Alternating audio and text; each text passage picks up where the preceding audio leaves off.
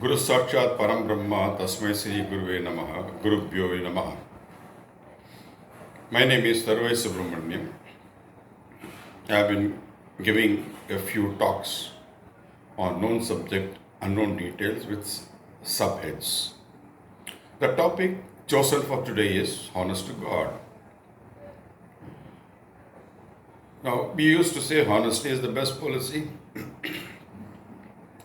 Before I go into that, we also say work is worship, work is God, work is godliness. And we have seen world over, irrespective of the religion, first thing they do before they start a work is pray, so that they feel that God will be with them in whatever they do for the day. But to give a small example, when you go by a tourist bus on a night trip, on the starting point you will find the driver and his assistant putting up a lot of agarbattis inside the bus and putting 4 lemons in front of the tires, taking it out, and the driver will pray to the steering wheel to take him safely through. This applies to everyone. Now, coming to our subject, honest to God. This I am going to give by way of 2 small stories. The first one, and both are true, names, place are changed. The first one is applicable to me, is a story which I came across. Myself and my friend, we were driving from Mumbai to Goa. After a couple of hours, my friend said, "Hi, let's stop here, let us have a cup of tea or a coffee. Weather also seems to be beautiful." I said, "Okay." So we stopped on a roadside stall. And we both ordered for our coffee. And I saw that the board was reading 20 rupees tea or coffee. The coffee was very nice, very tasty. So when I went to pay the money in the counter, I gave him 40 rupees.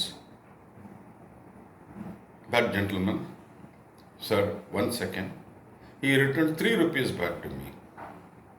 I said, "Sir, you have returned 20 rupees and you are giving 3 rupees back. You're going on your loss." He said, "No, sir. Your friend ordered coffee without sugar. So when I have not added sugar, why should I charge him 20 rupees? I must be honest to myself. I must be honest to God who created. I don't want to cheat God." He says God resides in me. We all say Aham Brahmasmi. I was shocked. My friend was shaken. We thanked him and we left. And we talked about this to many of our friends, saying that do go to that shop. You will find an honest man. The second one, again names and place changed, is one is Sashi and one is Salim. Salim, in a small township, was holding a grocery shop, his wife and his son, and doing a decent business, very happy family.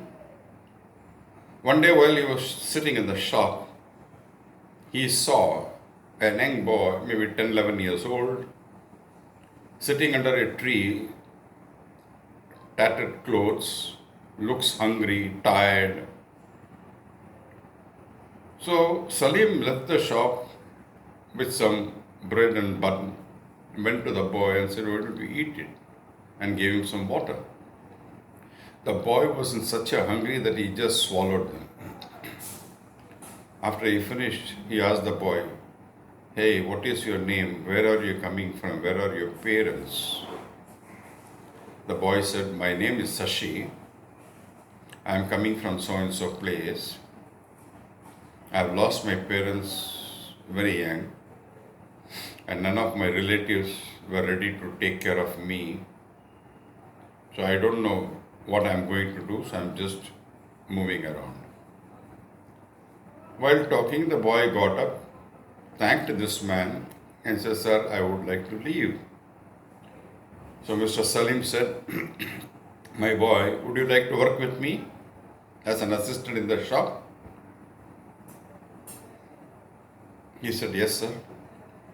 Salim took him home, told his wife that from today this boy is a part of our family, gave him some clothes of our son, let him wear and come to the shop. So he told the boy, "Have a bath, put this dress and come to the shop." From that day onwards, that boy started working in the shop very, very sincerely, loyalty to the core. And end of the first month, Salim handed over him some money, saying that this is your salary, you can take it. The boy said, "Sir, I don't want any money. You are giving me food, you are giving me shelter, you are giving me dress, you are giving me everything. I don't want any money now. If you are giving me a salary, please keep it with you. If a day comes that I have to ask you for money, I will ask you, sir." Mr. Salim said, "All right." Days rolled, years rolled, nearly 10, 11 years had rolled by. The boy was already around 20, 21. One day the boy told Salim, "Sir, people say that this city is very nice." So he said, "Which city?" He said, "People say the city of Chennai is very nice. A lot of architecture is there. Culture is there. I want to go and see that city, sir." So he said, "Okay, you can go, but be very careful because a town life is totally different to city life. Do not trust anybody there. Be careful. Take some money with you for your tickets and everything." The boy took a very limited amount and left on his journey. One day went, 2 days went, 3 days went, 10 days went, a month passed, 2 months passed, and years started rolling. There was no news about this boy.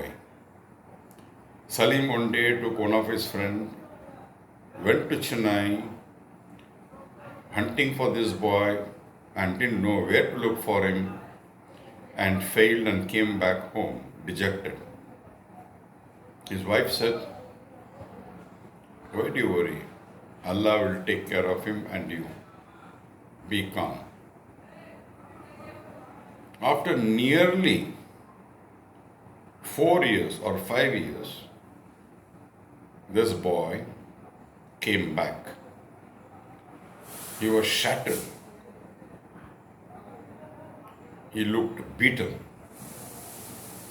So he said, "What happened, Shashi? What went wrong with you?" First thing he said was, "Why? I'm very angry and also very hungry. Can I have some food, sir, which you gave last time?" Immediately he took him home, gave him the food. "You eat it and then tell me what happened." After eating, Shashi told him, crying, "Sir, while on the second or third day in Chennai, sir, I found a lady screaming for help. My conscience didn't permit me to walk off, so I went to help that lady. But finally I found that I got trapped in the bargain with the police, and I was charged saying that I was trying to rape her, and I was put behind the bars for all these days. And when they released, I didn't know where to go. I've come to your door.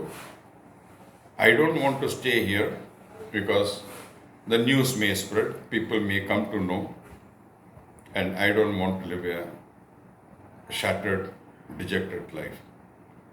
Salim said, "Nothing of that is going to happen. I am here, my family is here, my son is here, and you are as good as my son. You start working with me. He said, sir, don't you think it will be a big headache for you? He said, no. Today you are going to become a shop owner. He said, sir, how? He said, 2 years or 3 years after you left, a friend of mine came to this place and he said he wanted to develop his business here, which were some materials he was manufacturing, which were all hardware. So I agreed to partner him and we started a shop. If you look across, you will see a big board there, reads Shashi Hardware Stores. My boy, that is your shop. You will run it from today. So he said, sir, where is the money for me to pay? He said, Shashi, you worked with me for how many years? 10 to 11 years. All the salary that you earned along with the interest, I invested in that business, which is running very well today. So you go and sit and take care of your business and be a part of my family as my son. And Shashi thanked him, fell on his feet. He said, you are my God. So Salim said, honest to God is the best policy. Like Allah resides in me, your God is residing in you. Let us both thank Him and let us be honest to our God and start our life again. If you like this, please share it. And please also hear the other topics I have already talked about. Thank you. Namaskar.